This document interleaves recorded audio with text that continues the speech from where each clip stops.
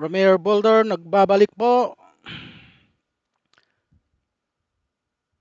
Si Justice Crispin Remulla na nga ba ang papalit na ombudsman?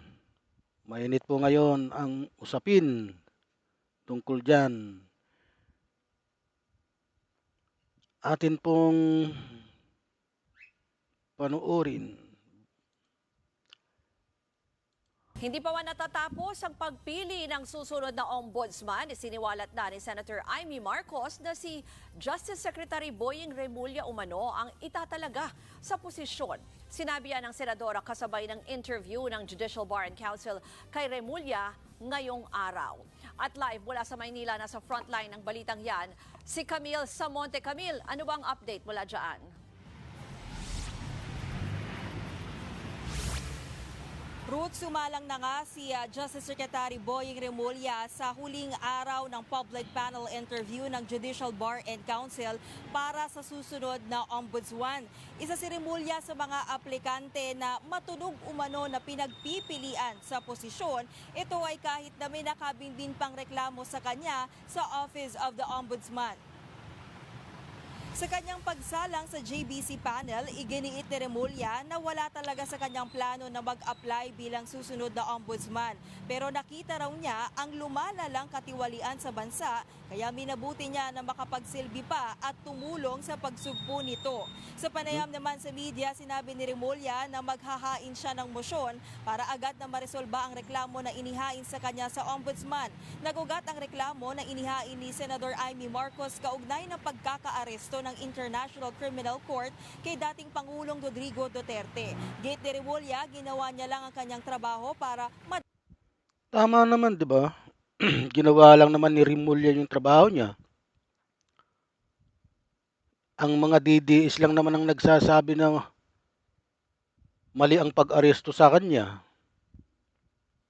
At saka pare-parehong mga abogado yan, kanya-kanyang opinion, kanya-kanyang iwan. Dala ng maayos at ligtas si Duterte sa ICC detention sa The Hague. Ito raw ang tamang gawin para harapin ng dating Pangulo ang kaso laban sa kanya. Sa isang press conference naman, isiniwalat ni Senador Marcos na may impormasyon. Ito pang isang babaeng ito, yung kapatid ni BBM, akala mo, pahain-hain pa ng reklamo tungkol sa pahain-hain pa ito ng reklamo sa ombudsman tungkol sa pag-aresto kay Duterte. Umano siyang natanggap na balak na italaga si Remulla bilang susunod na ombudsman. Ito raw ay para umano maipakulong si Vice President Sara Duterte at May kasalanan naman talaga ito si Sara Duterte. Di ba? Kung yung kanyang mga nagawang kasalanan, impeachable offense po yun. Yung nagmumura siya, nagbabanta siya kay BBM, sa First Lady at saka kay Martin Romualdez, pinagbantaan niya. Ayun ngang paglustay ng pera ng confidential fund at saka intelligence fund ng OBP. Kung matatandaan nyo sa hearing ng Quadcom, naku po, mga kaalyado ng pamilya Duterte. Hindi raw kasi nagtagumpay ang isinusulong na People's Initiative at impeachment. kalokohan yun, yun na hindi nagtagumpay. Hindi nagtagumpay yung People's Initiative at saka yung impeachment. Laban sa bise, pinipressure na rin umano si Acting Ombudsman Dante Vargas na ibasura itong reklamong inihain niya laban kay Remulla. Pakinggan natin ang pahayag ni na Senador Marcos at Secretary Remulla. At saka hindi po ako naniniwala na ito si Sara Duterte mananalo sa 2028 election. Hindi po ako naniniwala.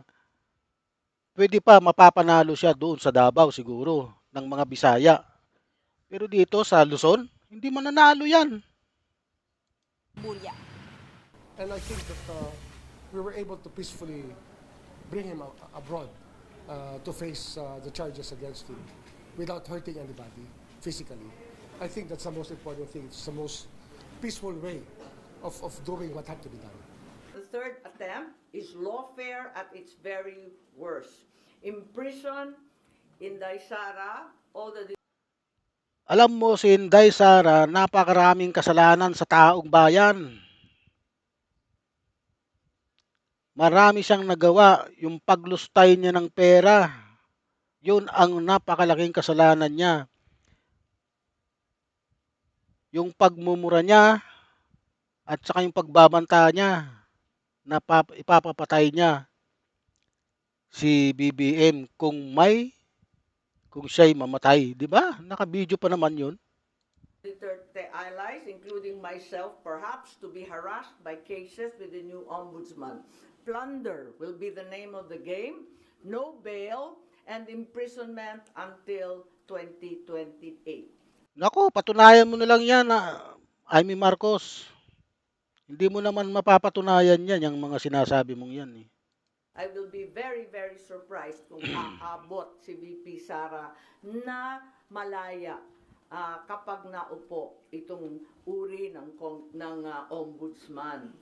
Kaya ako, magpa-file ako ng opposition, pati sa JBC, dahil klarong-klaro yung conflict of interest, tapos magiging magulo. Kapag itong mga kaso sa PRRD arrest will be Balik sa iyo, Ruth. Pero Camille, yung sinasabi kanina ni Senator Amy na posibleng si Remulla na nga yung maging susunod na ombudsman, may tugon ba dyan si Secretary Remulla? Ruth, ayaw nang magkomento ni Secretary Remulla sa mga pahayag na yan ni Senadora Amy Marcos. Pero kanina, iginiit ni Remulla sa JBC panel na kung siya yung maitalaga na susunod na ombudsman, hindi siya papayag na magamit ang opisina sa away politika. Giit ni Remulla, dapat maging patas at may sapat na ebidensya bago maghain ng anumang reklamo laban sa isang opisyal o kawani ng gobyerno. Ruth? Marami naman talagang pagkakasala ito si Sara at may mga ebidensya. Yun nga lang, pumabor lang sa kanya ang mga senador at saka yung Supreme Court. Yun lang. Pero sa tindi ng mga ebidensya, napakalakas ng ebidensya na hawak ngayon ng yung dati nag-imbestiga ng Quadcom. O, di ba? Yan po ang Express Report ni Camille Samonte. Mga kapatid, Okay. Ano po ang inyong opinion?